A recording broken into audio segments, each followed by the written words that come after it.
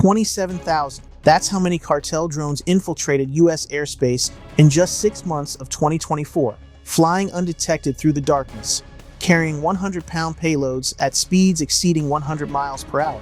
But what the cartels didn't know was that the Pentagon had already deployed the same battlefield radar systems used in Ukraine to hunt their drones, while CIA surveillance aircraft circled overhead, building target packages that would fundamentally change America's war on drugs.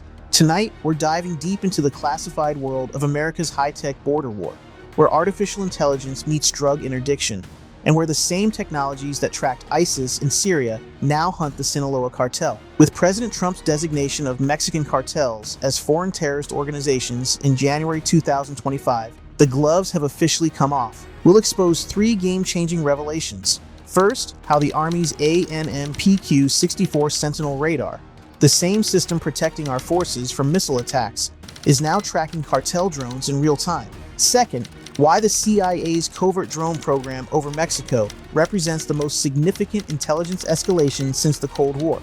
And third, how Project Convergence, the Pentagon's revolutionary command system, is creating an all-seeing digital kill chain that cartels simply cannot escape. This isn't just another border security story. This is about how America is deploying its most sophisticated military technologies, developed for peer adversaries like China, against transnational criminal organizations that have killed more Americans through fentanyl than died in Vietnam, Iraq, and Afghanistan combined. Let's start with the crown jewel of our counter-cartel technology, the MPQ-64 Sentinel radar system. Think of it as a massive electronic eye that can spot a hummingbird from 25 miles away. Except instead of birds, it's tracking cartel drones flying just feet above the desert floor. The Sentinel operates on X-band frequency, creating a 3-dimensional bubble of surveillance that extends 75 kilometers in every direction. When a cartel drone takes off in Mexico, the radar immediately detects its electronic signature, tracking its range, bearing, and elevation in real time.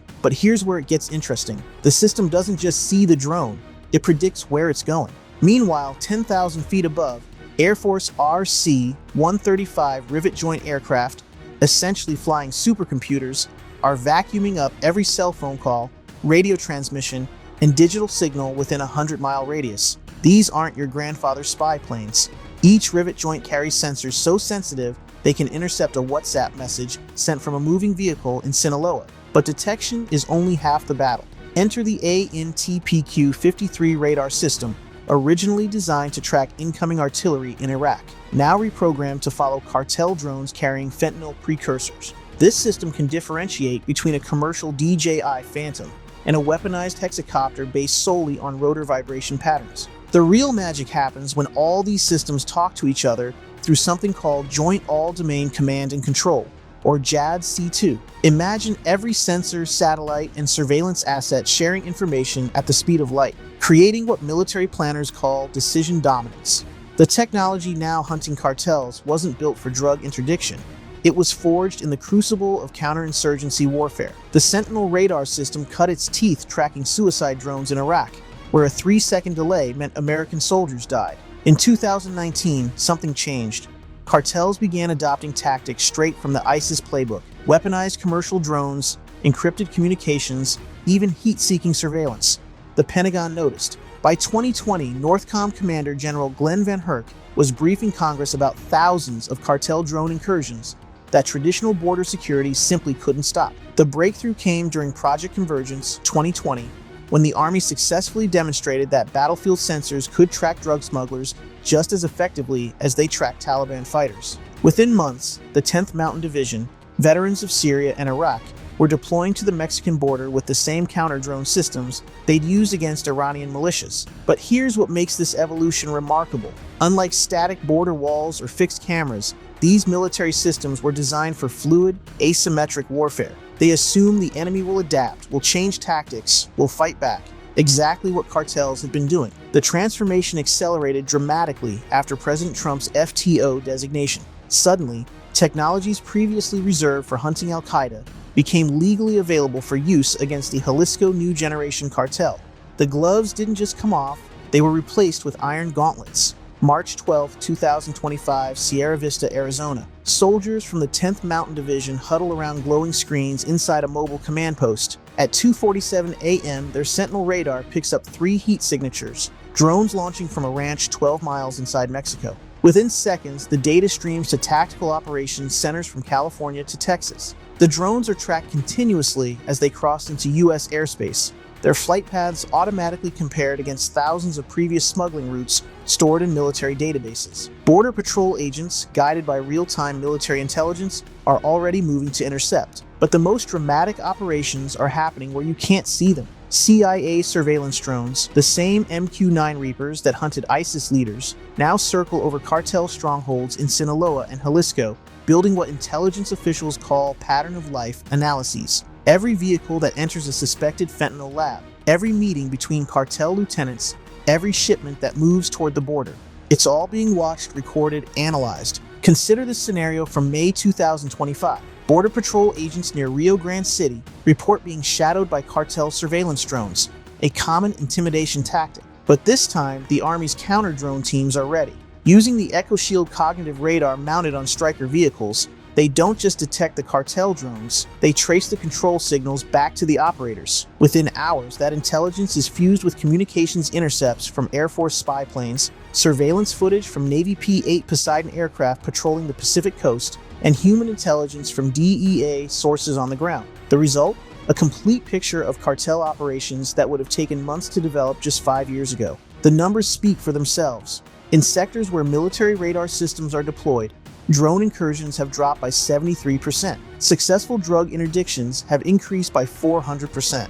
And for the first time in decades, cartels are being forced to abandon established smuggling routes they've used for generations. But this technological supremacy comes with a price and serious questions. When Congressman William Timmons asked Pentagon officials about rules of engagement in April 2025, he exposed a critical problem. Soldiers tracking cartel drones still don't know if they're legally allowed to shoot them down.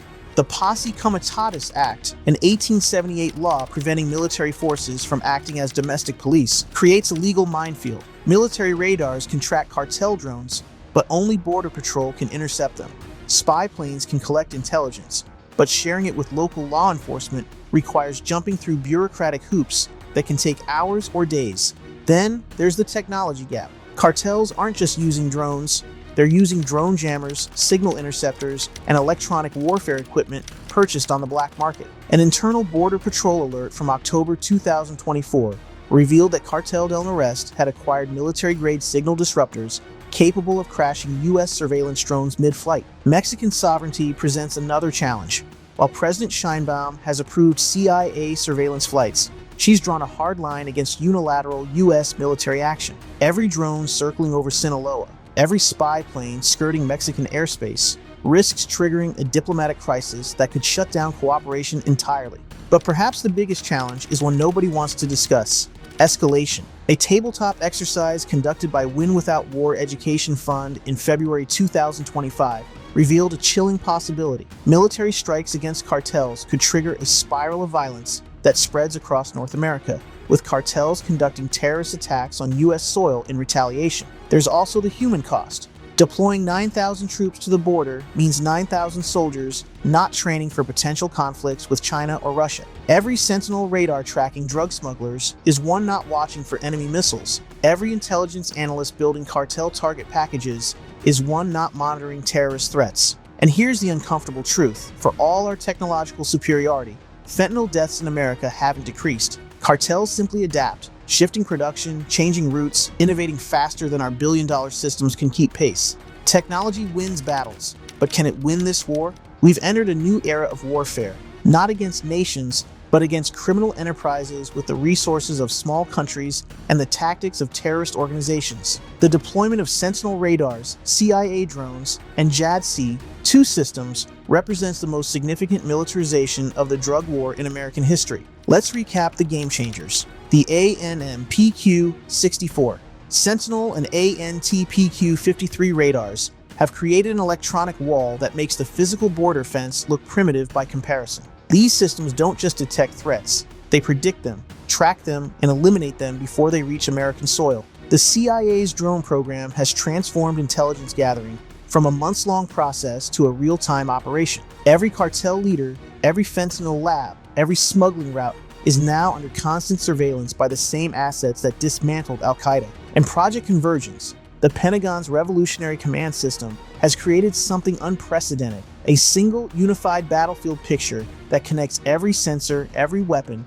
every decision maker in a web of artificial intelligence that operates at machine speed. But technology alone won't solve this crisis. As one defense official noted, cartels have something algorithms can't calculate: desperation, creativity, and an endless supply of people willing to die for profit. They're already developing counter technologies, from drone swarms to cyber weapons to synthetic drugs that don't require traditional supply chains. Which brings us to the ultimate question, one that will define America's security for the next generation. If the world's most powerful military can't stop drugs from crossing a single border, what happens when every criminal organization on Earth has access to military-grade technology? What do you think?